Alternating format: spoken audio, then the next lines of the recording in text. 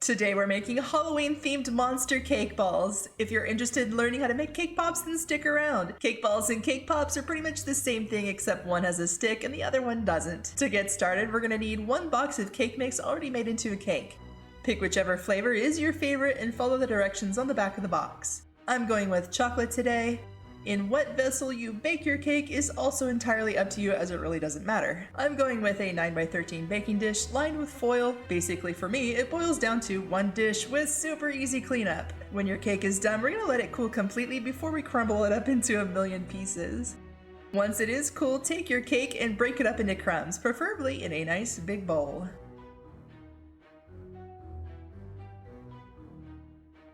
Next, we need some frosting. Brand doesn't matter, choose your favorite flavor. We're gonna start off with 1 big spoonful of frosting. The amount of frosting you'll need will depend on how moist your cake already is. I can assure you right now, a fully baked cake is not going to take a full can of frosting. In fact, I'd be surprised if you even used half of the can.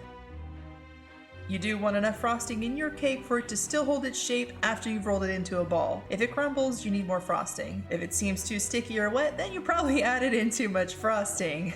Once you think you have the right consistency, grab a cookie scooper and scoop out some cake. Place your cake ball on a parchment-lined baking sheet and keep on going. Even if you're planning on making cake pops instead of cake balls, still continue with these steps. Once you're ready, place your cake balls in the fridge to firm up for about 30 minutes. While our cake balls are in the fridge, let's look over the chocolate and the decorations. Since I'm making cake balls, I'm going to use skewers to dip my cake balls. If you're making cake pops, then you'll want to use actual cake pop sticks. If you don't have a cake pop stand, purchase a simple styrofoam block. This will come in handy as we will need some place for our cake balls to dry. We're using these candy eyeballs today. I picked these up from Walmart in their cake decorating aisle, not the baking aisle. We're also going to need some colorful sprinkles. These can be found in the baking aisle and they're not specific to Halloween. They're with all the other regular sprinkles. Next is the melting candies. Today I'm going with this brand from Hobby Lobby. It's called Make and Mold. They have a ton of colors to choose from besides orange if you'd rather go with purple or green or some other color. This is just a tall, slender mug I like to use for dipping my cake balls in. Just your standard Irish coffee mug. We're dipping a ton of cake balls today, so we're going to use this entire bag of melting candies. To a microwave safe bowl, add in your melting candies and microwave for 1 to 2 minutes, stirring every 20 seconds or so. Okay, this chocolate is fairly thick, so we're going to thin this out with any flavorless, odorless oil. I'm using vegetable oil here. I know a lot of people prefer coconut oil. Test them out and see which one you like better. Depending on the brand of melting candies you use, you might need to use a little bit more or a little bit less to thin out your chocolate. Once you feel like your chocolate has been thinned out enough, you're ready to dip. If finding the right consistency seems a little intimidating, purchase a bag of Ghirardelli melting candies. That brand is by far the best chocolate for dipping just about anything, as it's the perfect consistency once melted. The only drawback is the price, and these days it'll probably cost an arm and a leg. Once your cake balls are done firming up in the fridge, insert a skewer into the flat bottom side of your cake ball. If you're planning on making cake pops, instead of a skewer, you would insert a cake pop stick at this point. Dip your cake ball into your chocolate. To get the excess chocolate off the cake ball, I like to tap the skewer on the side of my mug like so. This helps shake off the excess chocolate that would otherwise drip down your skewer or cake pop stick and onto your counter, creating a huge mess.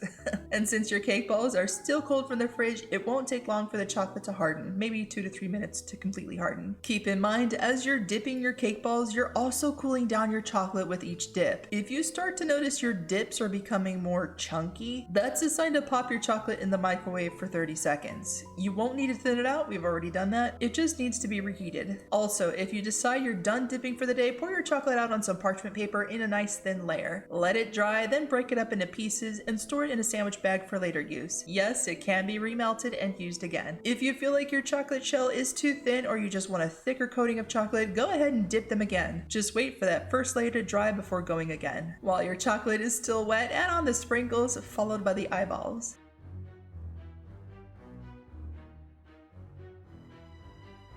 To let your cake balls fully set, place them on your styrofoam block. I picked this up from Walmart in the floral department. To remove your cake ball from the skewer, once your chocolate is fully set, don't be shy, grab a hold of your cake ball and skewer and gently twist in opposite directions. Your skewer should pop right out. The only thing left to do is to decide how you want to display them. I'm going to be using these silver candy liners. And there you have it, a ton of spooky, scary monster cake balls. You can store them in the fridge or on the counter, it doesn't really matter. I would cover them with plastic wrap though if you're planning on leaving them out on the counter overnight. 1 box of cake mix, and using about a tablespoon sized cookie scooper, you're looking at roughly 33 cake balls. That's a lot of cake balls, woof. I hope you enjoyed today's video, and if you have any questions, feel free to ask me in the comment section. Thanks for watching, and don't forget to like and subscribe so you don't miss out, and I'll see you all in the next video.